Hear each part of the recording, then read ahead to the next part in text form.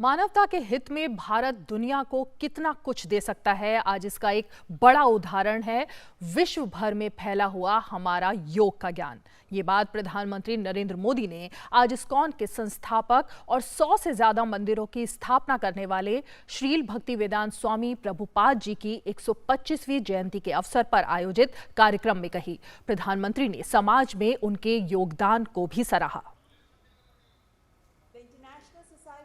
International society for Krishna consciousness यानी ISKCON के संस्थापक और 100 से अधिक मंदिरों की भी स्थापना करने वाले श्रील भक्तिवेदांत स्वामी प्रभुपाद जी की 125वीं जयंती के अवसर पर आयोजित कार्यक्रम में हिस्सा लिया। प्रधानमंत्री नरेंद्र मोदी ने वीडियो कॉन्फ्रेंसिंग के जरिए शामिल हुए पीएम ने इस अवसर पर 125 रुपए का एक विशेष स्मारक सिक्का जारी किया।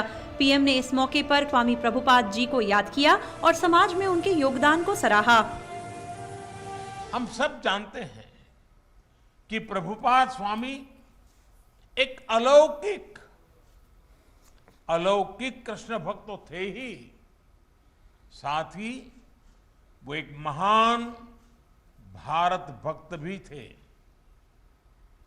उन्होंने देश के स्वतंत्रता संग्राम में संघर्ष किया था।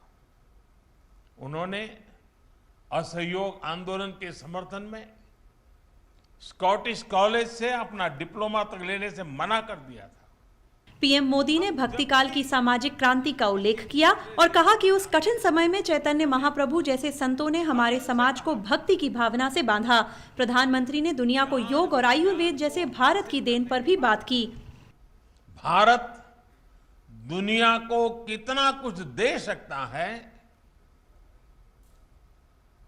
आज इसका एक बहुत बड़ा उदाहरण है विश्व भर में फैला हुआ हमारा योग का ज्ञान, हमारी योग की परंपरा, भारत की जो सस्टेनेबल लाइफस्टाइल है, आयुर्वेद जैसे जो विज्ञान है।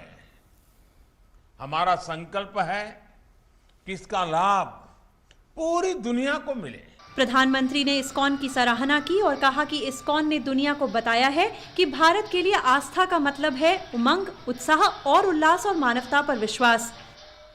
हम जब भी किसी दूसरे देश में जाते हैं और वहां जब लोग हरे कृष्ण बोलकर मिलते हैं तो हमें कितना अपनापन लगता है, कितना गौरव भी होता है।